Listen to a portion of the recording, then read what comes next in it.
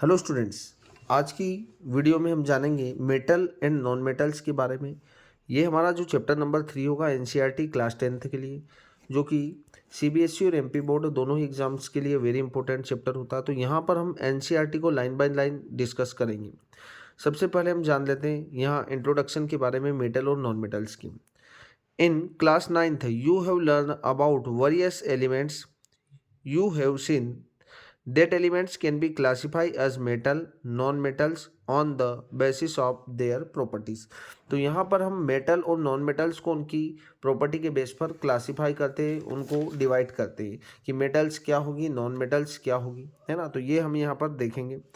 Think of some use of metals and non metals in your daily life. तो आप यहाँ पर देखिए तो आपकी डेली लाइफ में मेटल और नॉन मेटल्स का क्या यूज़ होता है। तो हम बात करें मेटल की, तो मेटल की जितने भी आपके घरों में जो इलेक्ट्रिक वायर्स होते हैं ये बने हुए होते हैं, काई के कॉपर के बने होते हैं, है ना। और जो हम सेंटिंग वायर का यूज़ करते हैं जो कि आयरन से बना हुआ होता है।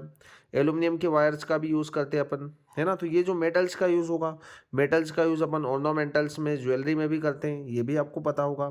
और आयरन और स्टील का यूज़ अपन कहाँ पर करते हैं, कंस्ट्रक्शन पर्पज़ के लिए करते हैं।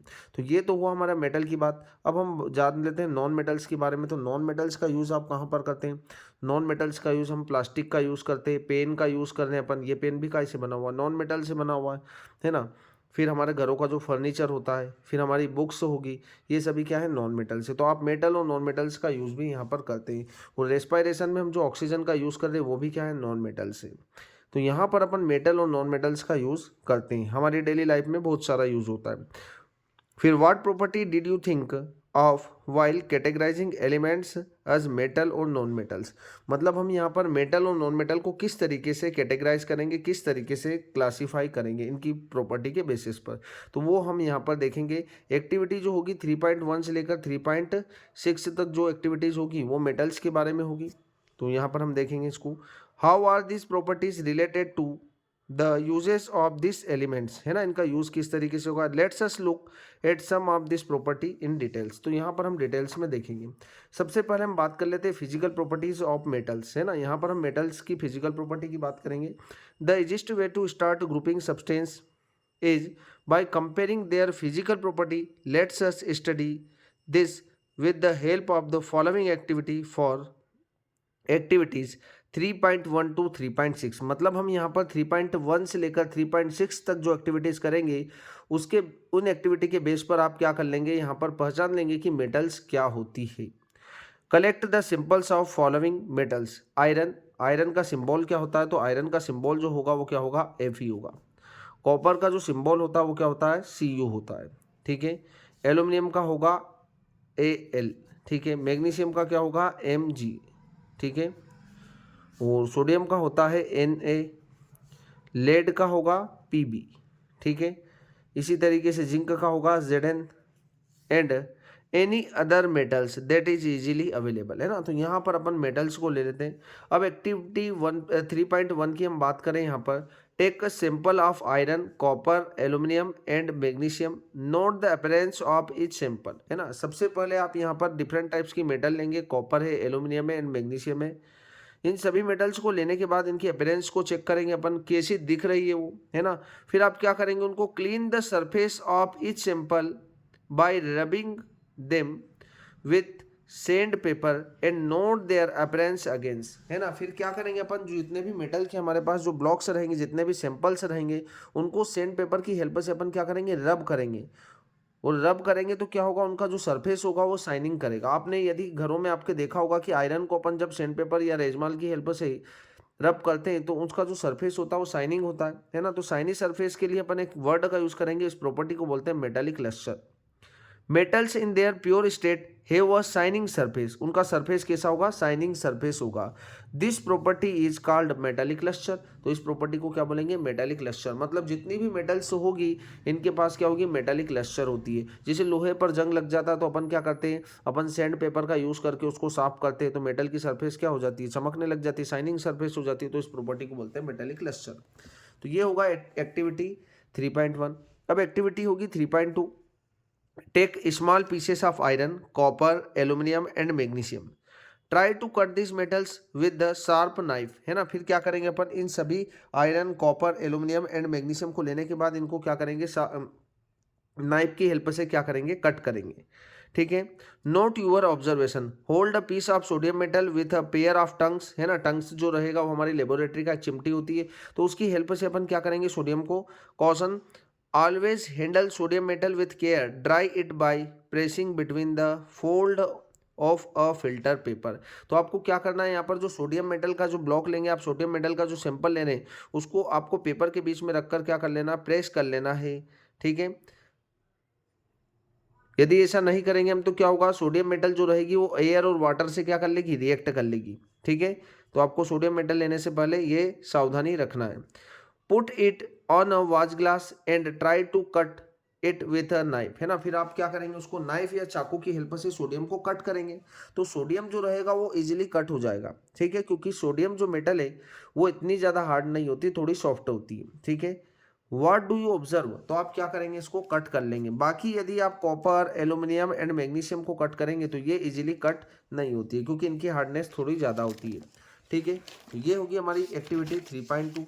अब यहाँ पर you will find that metal are generally hard, the hardness varies from metal to metal.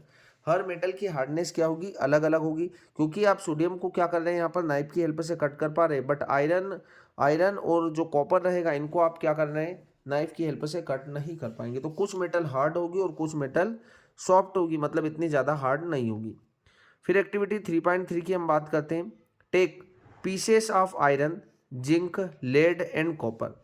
आप क्या ले रहे हैं यहाँ पर, आयरन, जिंक, लेड और कॉपर, ये सभी क्या है, मेटल्स है। Place any one metal on a block of iron and strike it 4 to 5 times with a hammer. What do you observe, तो जब आप क्या करेंगे, जिंक, लेड, कॉपर और आयरन को क्या करेंगे, हैमर से पीटेंगे, है ना। हथौड़े से हम क्या करेंगे, उनको 2 से 3 बार पीटेंगे, तो क्या होगा, वो थिन शीट में चेंज हो जाएंगे, है ना। उनकी क्या बन जाएगी, शीट बन जाएगी। Repeat with other metal, record the change in the shape of this metals. You will find that some metals can be beaten into thin sheet, this property is called malleability. तो उस property को क्या बोलेंगे अपन, malleability बोलेंगे। तो ये हमारी third property होगी। फर्स्ट प्रॉपर्टी के बारे में हमने देखा कि लश्चरस होती है, दूसरी प्रॉपर्टी हमने देखी कि हार्ड होती है, तीसरा ये थिन शीट में चेंज हो जाती है, इस थिन शीट में चेंज होने की प्रॉपर्टी को बोला जाता है मेलिएबल। ठीक है। अब हम देखते हैं क्या, एक्टिविटी 3.4, है ना। यहाँ पर हमें बोला है कि did you know that gold and silver are the most malleable metal. मतलब सबसे ज़्यादा जो शीट में फॉर्म होने की टेंडेंसी किसकी होती है, गोल्ड और सिल्वर की होती है। ठीक है। तो सबसे ज़्यादा मेलिएबल मेटल भी यही होगी। Activity 3.4, consider some metals such as iron, copper, aluminium, lead etcetera. Which of the above metal are also available in the form of wires? The ability to metal to be draw into thin wires is called ductility। तो जो wire में form होने की tendency को हम क्या बोलते हैं, डक्टाइल या डक्टिलिटी बोलते हैं। इस प्रॉपर्टी को बोला जाता है ductility. Gold is the most ductile metal, मतलब सबसे ज़्यादा जो डक्टाइल मेटल होगी, सबसे ज़्यादा वायर फॉर्म होने की जो टेंडेंसी होगी वो किस में होगी, गोल्ड में होगी। You will be surprise to know that a wire of about 2 kilometre length can be draw from 1 gram gold. मतलब आप 1 ग्राम गोल्ड से क्या कर सकते हैं, 2 किलोमीटर लेंथ का वायर फॉर्म कर सकते हैं। मतलब gold is a most ductile metal. It is because of their malleability and ductility, है ना। अब क्या होता है, मेटल के अंदर मेलिएबिलिटी भी होती है, मतलब थिन शीट में चेंज होने की प्रॉपर्टी होती है, और डक्टिलिटी भी होती है, मतलब वायर में फॉर्म होने की टेंडेंसी भी होती है। That metal can be given different shapes according to your needs. तो हम क्या कर सकते हैं, इन्हीं दो प्रॉपर्टी के कारण मेटल को डिफरेंट डिफरेंट शेप्स में क्या कर सकते हैं, चेंज कर सकते हैं। Can you name some metals that are used to making cooking vessels. आप ऐसी कोई मेटल का नाम बताएं जिसका यूज़ अपन कुकिंग वेसल्स में करते हैं। जैसे अपन हम हमारे किचन में हम जो एल्यूमिनियम का तपेला यूज़ करते हैं, है ना। गैस जो होता है वो स्टील का बना हुआ होता है, तो बहुत सारे होता है, जर्मन का होगा, एल्यूमिनियम होगा, कॉपर के कुछ बर्तन होते हैं। तो यहाँ पर हमारे पास बहुत सारी चीज़ें होती है जिस मेटल्स का अपन कुकिंग वेसल्स में यूज़ करते हैं। Do you know why this metals are used to making vessels, है ना। इनसे किस तरीके से अपन वेसल्स को फॉर्म करते हैं, क्योंकि इनके पास कौन सी प्रॉपर्टी है, मेलिएबिलिटी की है, तभी तो वो थिन शीट में चेंज हो पाएगी। Let's us do the following activity to find out the answer. यहाँ पर हमारे पास है 3.5 एक्टिविटी। तो आपने 3.4 एक्टिविटी से क्या सीखा कि जो मेटल होगी वो कैसी होगी, डक्टाइल होगी, मतलब उनसे आप क्या फॉर्म करेंगे, वायर फॉर्म कर पाएंगे, ठीक है। और मोस्ट डक्टाइल मेटल कौन सा है, गोल्ड है, जिससे आप 1 ग्राम गोल्ड से 2 किलोमीटर लेंथ का वायर बना सकते हैं। Activity 3.5, take an aluminium and copper wire, ठीक है। आपने कॉपर वायर या एल्यूमिनियम वायर लिया या मेटल वायर कुछ भी ले सकते हैं। क्लैंप दिस वायर, आपने इसको क्या कर दिया, यहाँ पर क्लैंप कर दिया। ऑन अ स्टैंड एंड शूफिंग, fix a pin to the free end of the wire using wax, आप यहाँ पर क्या करेंगे, यहाँ पर एक वैक्स लगा देंगे आप, है ना, पिन की हेल्प से एक वैक्स लगा देंगे, वैक्स मतलब मोम होता है। हिट द वायर, फिर आपने इस वायर को हिट किया, और वायर को हिट करेंगे तो मोम जो रहेगा, है ना, वैक्स जो रहेगा वो क्या हो जाएगा, मेल्ट हो जाएगा, मतलब इस वायर से क्या हो रहा है, इस वायर से हीट जो होगी वो पास होती है, मतलब जो हमारी मेटल्स रहेगी उससे हीट को अपन क्या कर सकते हैं, पास कर सकते हैं। Heat the wire with a spirit lamp, candle और a burner near the place where it is clamped, है ना, आप यहाँ से क्या कर रहे हैं, उसको यहाँ से आप हिट करना स्टार्ट करेंगे, और हिट करने के बाद आप थोड़ी देर बाद देखेंगे कि जो वैक्स रहेगा वो मेल्ट हो जाएगा। क्लियर है। What do you observe after sometimes, not your observation, does the metal wire melt, the above activity show that metal are good conductor of heat and have high melting points, इनका melting points क्या होता है, बहुत high होता है, तभी तो ये मेटल मेल्ट नहीं होती है, वैक्स क्या हो जाता है, मेल्ट हो जाता है। The best conductor of heat are silver and copper, सबसे बेस्ट कंडक्टर हीट का कौन रहेगा, सिल्वर और copper. Lead and mercury are comparatively poor conductor of heat, और सबसे पुअर कंडक्टर जो रहेंगे लेड और मरकरी रहेंगे। Do metals also conduct electricity, let's us find out, तो यहाँ पर हम एक एक्टिविटी को परफॉर्म करेंगे, और उस एक्टिविटी के बेस पर हम जानेंगे कि मेटल जो रहेगा वो क्या करती है, इलेक्ट्रिसिटी को कंडक्ट करती है। तो यहाँ पर हमारे पास एक्टिविटी 3.6 है, set up an electric circuit as show in figure 3.2, आपको यहाँ पर एक इलेक्ट्रिक सर्किट दिख रहा है, इस इलेक्ट्रिक सर्किट के अंदर आपको एक बल्ब दिख रहा है, एक बैटरी दिख रही है, और 2 क्लिप्स ए और बी है, और यहाँ पर आपको एक स्विच दिख रहा है। Place the metal do testers in the circuit between the terminal A and B shown. Does the bulb glow? What does this indicate? जब आप क्या करेंगे, यहाँ पर जो A और B दिख रहा है आपको, यहाँ से सर्किट आपको ब्रेक दिख रहा है, यहाँ पर यदि आप लोहे की खील रख देंगे या तांबे के तार का टुकड़ा रख देंगे, कॉपर का वायर रख देंगे या एल्यूमिनियम का वायर रख देंगे, तो क्या होगा, सभी केस में यहाँ पर बल्ब क्या होगा, ग्लो होगा। बल्ब ग्लो होगा मतलब मेटल से इलेक्ट्रिसिटी को भी आप पास कर सकते हैं, मतलब metal are good conductor of electricity, है ना। इस जगह पर आप कोई भी मेटल रख देंगे तो बल्ब क्या हो जाएगा, ग्लो हो जाएगा। You must have seen that the wires that carry current in your home way have a coating of polyvinyl chloride, आपके घरों में भी वायर यूज होता है कॉपर का, जिस पर क्या होता है, पॉलीविनाइल क्लोराइड का कवर होता है ना। कवर क्यों होता है, क्योंकि जिससे हमें क्या न लग पाए, करंट न लग पाए। और रबर, है ना, रबर का भी हो सकता है, like material. Why are electric wire coated with such substance, इनसे क्यों कोटेड करते हैं, क्योंकि जो ये मटेरियल रहेंगे ये क्या करते हैं, इलेक्ट्रिसिटी को पास नहीं करेंगे, जिससे पीवीसी हुआ, रबर हुआ, ये नॉन मेटल से होती है ना। मेटल से तो इलेक्ट्रिसिटी पास होगी, बट नॉन मेटल से इलेक्ट्रिसिटी पास नहीं होगी। What happens when metal strike a hard surface, जब मेटल क्या होती है, स्ट्राइक करेगी हार्ड सरफेस से, do they produce a sound, है ना, मेटल क्या करती है, एक साउंड प्रोड्यूस करती है। जैसे कोई भी लोहे का या कोई भी हमारे घरों का जो बर्तन होगा वो बहुत देर तक आवाज़ करता है ना। The metal that produce a sound on striking a hard surface are said to be sonorous, तो इस प्रॉपर्टी को हम बोलेंगे सोनोरस। तो ये एक्टिविटी के थ्रू हमें पता चलता है कि मेटल में क्या होती है, सोनोरस साउंड होता है ना, जिससे मेटल में बहुत देर तक आवाज़ आती है। जैसे कोई भी बर्तन जब हार्ड सरफेस से स्ट्राइक करता है तो बहुत देर तक आवाज़ आती है, टन, है ना, इस तरीके की जो आवाज़ आती है उसको अपन क्या बोलते हैं, सोनोरस बोलते हैं। अब हम जान लेते हैं नॉन मेटल्स के बारे में। नॉन मेटल्स क्या होगी, in the previous class you have learn that there are very few non metals as comparable to metals. Some of the examples of non metals are carbon, sulphur, iodine, oxygen, hydrogen etcetera. ये सभी क्या है, carbon हुआ, sulphur होगा, iodine, oxygen, hydrogen, ये सभी non metals हैं। The non metal are either solid और gases except bromine which is liquid, ये ब्रोमीन क्या होता है, एक लिक्विड होता है। ठीक है, तो हमने यहाँ पर देखा कि ब्रोमीन जो रहेगा वो लिक्विड होगा। अब हमने यहाँ पर भी देखा था कि मेटल जो रहेगी वो कैसी होती है, मेटल जनरली हार्ड होती है, बट यहाँ पर क्या होता है, एक मरकरी होता है जिसे अपन Hg के थ्रू डिनोट करते हैं। Hg कैसा होता है, लिक्विड होता है। ये रूम टेम्परेचर पर कैसा होगा, लिक्विड होगा। तो ये अभी याद रखना, हम एक्सेप्शंस में पढ़ेंगे। तो आपने यहाँ पर देखेंगे कि जितनी भी नॉन मेटल्स होगी वो कैसी होगी, सॉलिड भी हो सकती है, लिक्विड भी हो सकती है और गैसेज भी हो सकती है ना। पर ब्रोमीन जो आपका वो लिक्विड स्टेट में होता है, ये आपको पॉइंट याद रखना है। Do non metals also have physical property similar to that the metal, let's us find out, है ना। तो यहाँ पर अपन एक एक्टिविटी के थ्रू क्या करेंगे, एक्टिविटी जो 3.1 से लेकर 3.6 तक हमने एक्टिविटी की जो मेटल के साथ, वो भी करेंगे। Collect sample of carbon. Carbon जो रहेगा, कार्बन का सिंबल क्या होगा, तो आप यहाँ पर देख सकते हैं कि कार्बन जो रहेगा, कार्बन का सिंबल हम यहाँ पर लिख सकते हैं। कार्बन जो रहेगा वो सी रहेगा, कार्बन का सिंबल, है ना। कोल और ग्रेफाइट, है ना, ये इसके एलोट्रोप्स होते हैं। हम नेक्स्ट जो चैप्टर है उसमें डिस्कस करेंगे। तो कार्बन के जो एलोट्रोप्स है, कोल है, ग्रेफाइट है और एक फुलेरिन भी होता है, बट यहाँ पर कोल और ग्रेफाइट की कंपेयर हम करेंगे। फिर हमारे पास सल्फर होता है, सल्फर का सिंबल एस होता है और आयोडीन का सिंबल जो होता है वो क्या होता है, आई होता है। क्लियर है बात आपको। ये हुआ कार्बन, ये हुआ सल्फर और ये हुआ आयोडीन, ठीक है। Carry out activity 3.1 to 3.6 with this non metals और रिकॉर्ड योर ऑब्जर्वेशन। और हमारे ऑब्जर्वेशन जो हमने 3.1 से लेकर 3.6 तक एक्टिविटी जो मेटल के साथ की है, वो हम इन सभी के साथ करेंगे, इन तीनों के साथ करेंगे। Complete your observation regarding metals and non metals in table.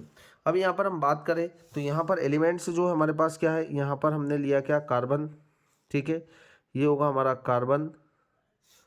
और यहाँ पर हमने लिया सल्फर और यहाँ पर हमारा होगा आयोडीन, ठीक है। सिंबल की हम बात करें, कार्बन का सिंबल है सी, सल्फर का सिंबल है एस और आयोडीन का सिंबल है आई। टाइप्स ऑफ सरफेस, अब हम बात करें तो टाइप्स ऑफ सरफेस, जो कार्बन रहेगा, कार्बन की जो सरफेस होगी वो कैसी होगी, डल होगी। डल होगी मतलब रफ सरफेस होगी, है ना। सिर्फ ग्रेफाइट की जो रहेगी वो स्मूथ सरफेस होती है ना। इसी के दो टाइप्स हैं यहाँ पर आपको दिख रहा है। तो ग्रेफाइट की सरफेस थोड़ा स्मूथ रहेगी, इसकी जो रहेगी डल रहेगी, डल। और यहाँ पर हम बोल सकते हैं क्या, डल को अपन यहाँ पर बोल देंगे नॉन लस्चरस, क्या रहेगी, नॉन लस्चरस सरफेस रहेगी, ठीक है। फिर हम बात करें यहाँ पर सल्फर की, तो सल्फर भी कैसा रहेगा, सल्फर भी नॉन लस्चरस रहेगा, ठीक है। आयोडीन जो रहेगा वो लस्चरस रहेगा। लस्चरस मतलब क्या होता है, लस्चरस मतलब इसकी जो सरफेस रहेगा उस पर क्या रहेगी, शाइनिंग रहेगी, है ना। हमने फर्स्ट 3.1 एक्टिविटी के थ्रू जाना था कि लस्चरस प्रॉपर्टी, जब अपन सैंड पेपर की हेल्प से क्या करते हैं, मेटल को रब करते हैं तो उसकी सरफेस क्या होती है, शाइनिंग करने लगती है। उसी शाइनिंग सरफेस को अपन क्या बोलते हैं, लस्चरस रहेगा। तो ये दोनों कार्बन और सल्फर जो रहेगा नॉन लस्चरस रहेंगे, जिसमें ग्रेफाइट थोड़ा शाइनिंग सरफेस का रहेगा, बट आयोडीन जो रहेगा वो नॉन लस्चरस रहेगा, ठीक है। फिर हार्डनेस की आप बात करें तो इतनी ज़्यादा हार्ड नहीं रहेगी, कार्बन सल्फर और आयोडीन इतनी ज़्यादा हार्ड नहीं रहेगी, है ना। मतलब मेटल तो बहुत ही हार्ड होती है, तो मेटल की कंपेयर में थोड़ी सी कम हार्ड होगी। मेलिएबिलिटी की हम बात करें तो मेलिएबिलिटी भी नहीं होगी, कार्बन में भी नहीं होगी, सल्फर में भी नहीं होगी और आयोडीन में भी नहीं होगी, ठीक है। डक्टिलिटी, है ना, मेलिएबिलिटी मतलब क्या होगा, थिन शीट में चेंज होने की प्रॉपर्टी, है ना, हमने यहाँ पर देखा था। और डक्टिलिटी मतलब वायर फॉर्म करने की टेंडेंसी। तो आपने कार्बन का, सल्फर का और आयोडीन का वायर फॉर्म नहीं होता, तो यहाँ पर भी हम लिख सकते हैं क्या होगा, कोई वायर फॉर्म नहीं होगा कार्बन, सल्फर और आयोडीन का। फिर हीट को कंडक्ट कोई नहीं करेगा, कार्बन भी नहीं करेगा, सल्फर भी नहीं करेगा, आयोडीन भी नहीं करेगा। अब कार्बन के अंदर जो एक एलोट्रोप है, आप यहाँ पर देख रहे हैं ग्रेफाइट, सबसे इंपॉर्टेंट पॉइंट है कि ग्रेफाइट जो रहेगा वो इलेक्ट्रिसिटी को क्या करेगा, कंडक्ट करेगा। कार्बन नहीं कर रहा है, कार्बन नहीं, यहाँ पर मैं लिख देता हूँ ग्रेफाइट। तो याद रखिए आप, ग्रेफाइट सिर्फ इलेक्ट्रिसिटी को क्या करता है, कंडक्ट करता है। क्लियर है। बाकी जो रहेगा सल्फर और आयोडीन इलेक्ट्रिसिटी को कंडक्ट नहीं करेंगे। सोनोरिटी मतलब इनके अंदर सोनोरस साउंड होगा क्या, बिल्कुल भी नहीं होगा। कार्बन में भी नहीं होगा, सल्फर में भी नहीं होगा और आयोडीन में भी नहीं होगा। मतलब कि यहाँ पर सिर्फ कुछ ही एक्सेप्शंस होंगे जो मेटल की प्रॉपर्टी, जैसे कि यहाँ पर हम देखें कि लस्चरस जो रहेगा, है ना, ये जो रहेगा लस्चरस रहेगा, तो यहाँ लिख सकते अपन लस्चरस, है ना, ये लस्चरस रहेगा। बाकी ये जो रहेगा इनकी जो सरफेस रहेगी वो कैसी रहेगी, डल रहेगी, ठीक है। हमने यहाँ पर लिख भी लिया है कि नॉन लस्चरस रहेगा सल्फर और कार्बन, बाकी आयोडीन जो रहेगा वो लस्चरस रहेगा। तो ये प्रॉपर्टी के थ्रू हम यहाँ से क्या कंक्लूड करते हैं, on the basis of the observation recorded in table 3.1 discuss the general physical property of metal and non metals in the class, you must have conclude that we cannot group elements according to their physical property alone as there are many exceptions for examples। मतलब यहाँ पर इतनी हमने जो properties पढ़ी इसके basis पर भी कुछ हमारे पास यहाँ पर एक्सेप्शंस हैं। एक्सेप्शंस क्या है, फर्स्ट हमारे पास है ऑल मेटल्स एक्सेप्ट मरकरी, है ना। हमने यहाँ देखा कि मरकरी क्या होगा, एग्जिस्ट है ना, मरकरी जो रहेगा वो लिक्विड होता है। Exist as a solid at room temperature, है ना, सभी मेटल्स क्या होती है, सॉलिड होती है, बट मरकरी जो रहेगा वो कैसा रहेगा, रूम टेम्परेचर पर लिक्विड स्टेट में रहेगा। ये लिक्विड होता, बाकी सभी मेटल सॉलिड होगी। ठीक है। In activity 3.5 you have observe that metals have high melting points, metal के मेल्टिंग पॉइंट्स क्या होते हैं, हाई होते हैं। पर कुछ मेटल्स जो रहेगी, जैसे कि यहाँ पर है हमारे पास गैलियम एंड सीजियम, है ना, यहाँ पर आपको दिख रहा होगा gallium and caesium have very low melting point. तो ये गैलियम और सीजियम के मेल्टिंग पॉइंट्स क्या होंगे, वेरी लो होंगे, है ना। This two metals will melt if you keep them on your palm, मतलब आप जब गैलियम और सीजियम को जब अपने पाम पर, हथेली पर रखेंगे तो क्या होगा, ये मेल्ट हो जाएगी, मतलब इनका मेल्टिंग पॉइंट वेरी लो होता है। ठीक है, ये होगा हमारा फर्स्ट पॉइंट। सेकंड पॉइंट होगा iodine is a non metal, iodine एक नॉन मेटल है बट इट इज लस्टरस, मतलब आयोडीन की सरफेस जो रहेगा वो शाइनिंग रहेगी। Carbon is a non metal that can exist as different form, carbon क्या एक नॉन मेटल है पर ये कितने डिफरेंट फॉर्म में एग्जिस्ट करता है। इस फॉर्म इज कॉल्ड एलोट्रोप, से इनके हर फॉर्म को अपन क्या बोलते हैं, allotrope. Diamond is a allotrope of carbon is a hardest natural substance, मतलब डायमंड क्या होगा, हार्ड होगा, है ना। नो, इतनी बात हमें क्लियर है। Substance known and has a very high melting and boiling point, इसका मेल्टिंग और बॉइलिंग पॉइंट भी क्या होता है, हाई होता है। Graphite another allotrope of carbon is conductor of electricity, तो ग्रेफाइट क्या कर रहा है, इलेक्ट्रिसिटी को कंडक्ट कर रहा है, और डायमंड क्या हार्ड है, बट दोनों ही नॉन मेटल है। ठीक है। एल्काली मेटल्स, एल्काली मेटल मतलब क्या होता है, सोडियम और पोटेशियम, है ना, lithium sodium potassium, are soft that, है ना, that they can be cut with knife, आप इसको क्या करेंगे, नाइफ की हेल्प से कट कर पाएंगे, मतलब इतनी सॉफ्ट होती है। They have low density and low melting points, इनका मेल्टिंग पॉइंट्स भी क्या होता है, लो होता है। ठीक है, तो ये 4 पॉइंट्स आपको याद रखना है। फिर elements can be more clearly classified as metal and non metal on basis of their chemical property.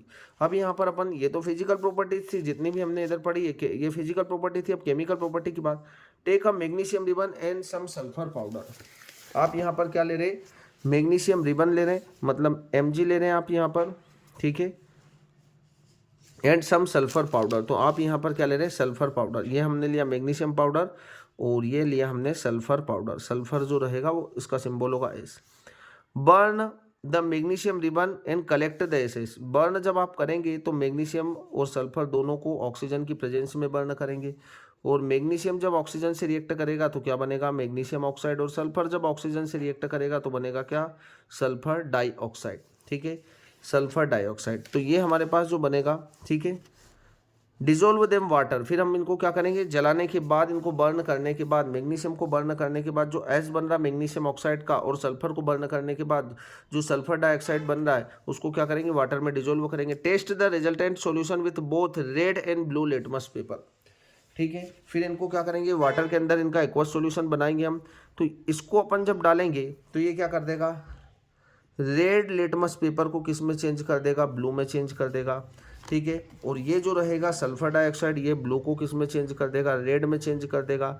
मतलब आप यहाँ से कंक्लूड कर सकते हैं कि नॉन मेटेलिक ऑक्साइड, ये नॉन मेटल है, non metallic oxide are acid, है ना। एसिड क्या करते हैं, एसिड ब्लू लिटमस को रेड में चेंज कर देते हैं, और जो बेस होते हैं वो रेड को ब्लू में चेंज कर देते, तो ये हो जाएंगे हमारे पास क्या, बेस।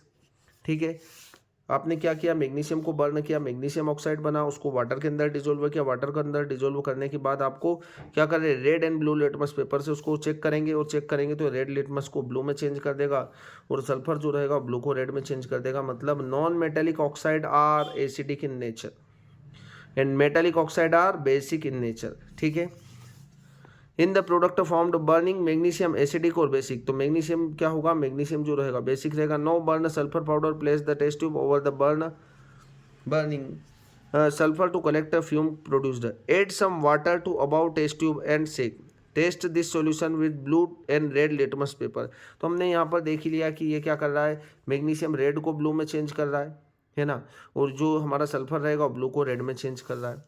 ठीक है, in the product formed of burning sulphur acidic और बेसिक, तो जो सल्फर रहेगा वो एसिडिक रहेगा। Can you right equation for this reaction, हमने यहाँ पर इक्वेशन को लिख ही दिया है। ठीक है, most non metal produce acidic oxide, जितनी भी नॉन मेटेलिक ऑक्साइड जो कि सल्फर था हमारा वो acidic oxide. when dissolved in water and other and most metal give rise to basic oxide, you will be learn more about this metal oxide in the next section, है ना। तो यहाँ पर अपन क्या करेंगे, अगले सेक्शन में इसको डिस्कस करेंगे। अब यहाँ पर हम कुछ क्वेश्चंस के बारे में जान लेते हैं। Give an example of metal which is liquid at room temperature. किसकी हम बात कर रहे हैं? मेटल की। तो यहाँ पर एक मरकरी होता है, मरकरी का सिंबल होता है Hg। Can we easily cut with knife. आपको पता है यहाँ पर आप सोडियम को इजीली कट कर सकते हैं, ठीक है। Is the best conductor of heat. आपने यहाँ पर देख ही लिया है कि जो सिल्वर होगा, है ना, सिल्वर एंड कॉपर, ठीक है। यहाँ लिखा the best conductor of heat are silver and copper. तो क्या करता है यहाँ पर? बेस्ट कंडक्टर होगा, बेस्ट कंडक्टर ऑफ हीट का क्या होगा? सिल्वर होगा और एक और कॉपर होगा। पुअर कंडक्टर ऑफ हीट, तो यहाँ ये नेक्स्ट लाइन में lead and mercury are comparative poor conductor. तो आप यहाँ पर लेड भी लिख सकते हैं और मरकरी भी लिख सकते हैं। तो यहाँ पर लिख सकते हैं आप क्या? लेड Pb जिसका सिंबल होगा और मरकरी का होगा Hg, ठीक है। Explain the meaning malleable and ductile. Malleable क्या होता है? मेलिएबल जो रहेगा वो थिन शीट में चेंज होने की प्रॉपर्टी होती है, और डक्टाइल क्या होता है? वायर फॉर्म करने की टेंडेंसी को हम डक्टाइल बोलते हैं। तो यहाँ तक आपको क्लियर होना चाहिए। अब नेक्स्ट सेक्शन में हम डिस्कस करेंगे केमिकल प्रॉपर्टी ऑफ मेटल के बारे में।